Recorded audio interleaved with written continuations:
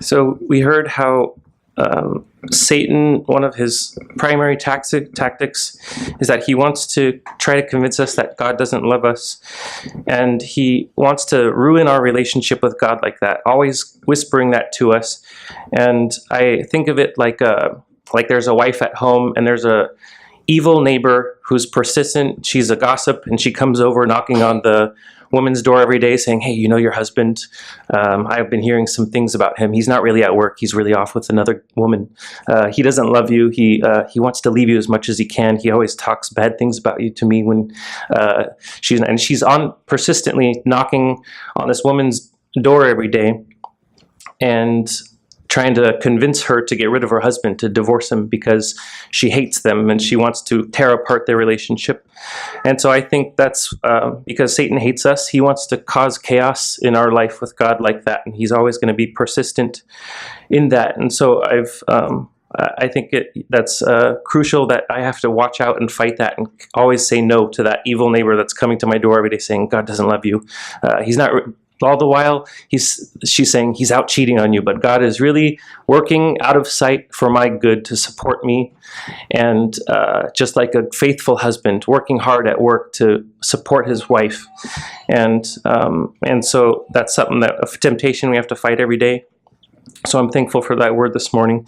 There's something also amazing in addition to the fact that Satan is trying to convince us that God doesn't love us, and that's in Job 1. We read that he's also trying to convince God that we don't love him. So that's in Job 1, 9 through 11, if you read.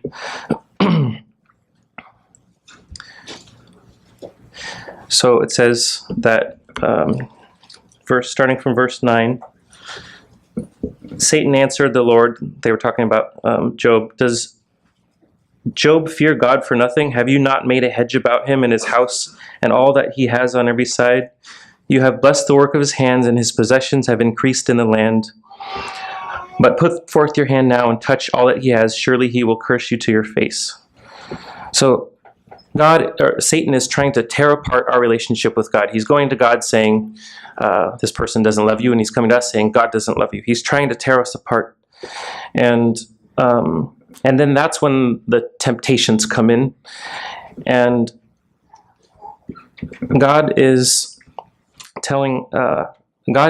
allowing Satan to tempt us. And now we have at least two people watching us, God and Satan, to see what we're going to do, how we're going to respond. Okay, let's see if this person's love is real. And that's what's happening when we are tempted, what I see in Job. Turn to Proverbs 15. God's eyes are watching. Satan's watching too. Proverbs 15:3 says, the eyes of the Lord are in every place, watching the evil and the good. So God is looking down from heaven, watching everything. He's trying to look for who are the faithful ones, who are the ones that are denying themselves for me, who are the ones who are going to do good, who are abstaining from evil, even when it costs them. And so I want to have my eyes open to see that God's watching, and I want to put a smile on his face when he's watching me. There's this picture right here that the other day I told my son, Isaac, who's 6. He was playing a game for a while on the iPad, and so I told him, okay, that's enough of that game. You've been playing that one for a while. You can play on the iPad some of the other games, the learning ones like math and all that, but no more of this game. And so he went downstairs, and then his sister came up and was watching him. She just wanted to watch him play on the iPad. And then I started walking down the stairs, and this is what I saw.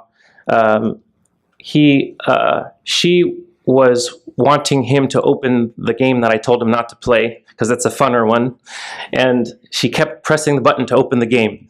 And at first I was going to say, Isaac, remember what I said? Don't play that one. But then I thought for a minute, and I held my tongue. And I said, let's see what he's going to do. And so I was watching from down. I was maybe 8 feet higher than him. And I took a picture, and I was saying, what is he going to do? And I was rooting for him in my heart. I was like, come on, you could do it. resist the temptation. And I was like, must be how God feels. He's like watching down from heaven, watching us. You can do it. This temptation right now, it's a temptation. You can do it. Deny yourself.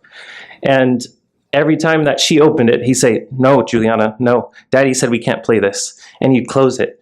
And that put such a joy and a smile in my heart. I was thinking, this is how I want God to feel when Satan and God are watching me in a temptation. This is how I want God to feel. Say, nope.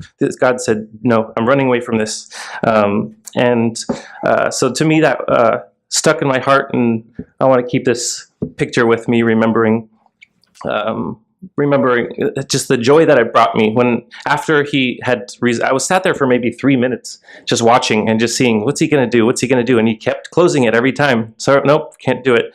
And I see that's what God is hoping for. He's watching us in every temptation. He's watching the good and the evil. Who are the good ones?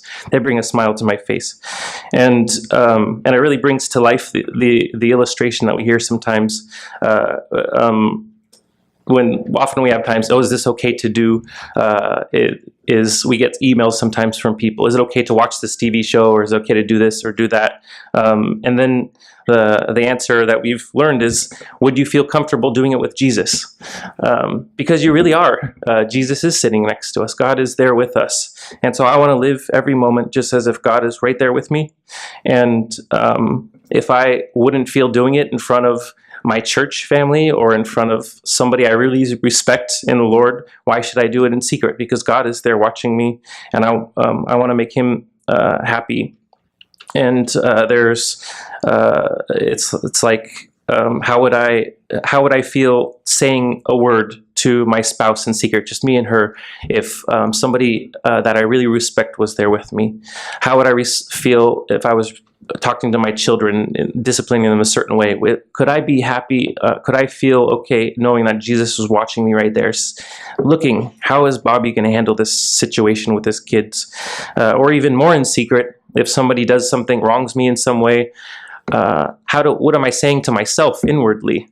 The Bible talks about not complaining, but also uses a word called grumbling, which is basically complaining to ourselves without words. If God is right there looking at my mind, he sees the words that are coming out, that he sees the thoughts. Are my thoughts and what I grab onto say, no, I'm not going to go down that road.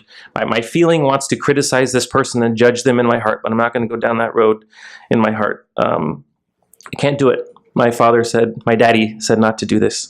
Am I going to act like that?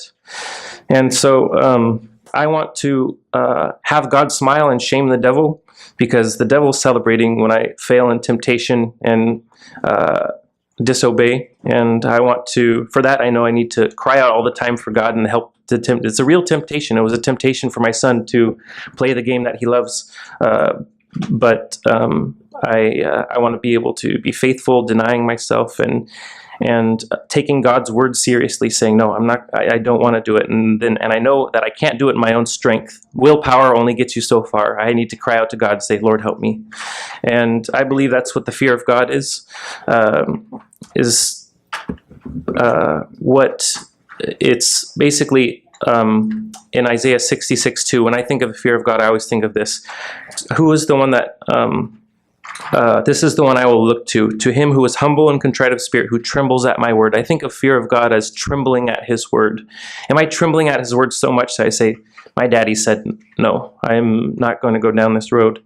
And I think of the great example of Joseph, who he had gone through so much in being sold as a slave into Egypt by his brothers, forsaken by everybody. He had nobody, and then he just faithful to God, obedient.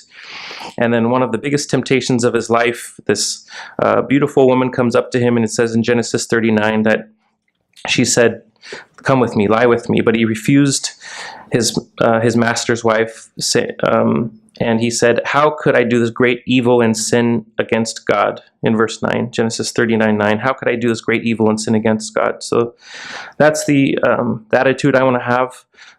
God is with me. God is watching. I want to put a smile on his face. The devil is watching. I want to make him be ashamed and be like Joseph. How could I do this great evil and sin against my daddy, the one who loves me, the one who gave everything for me?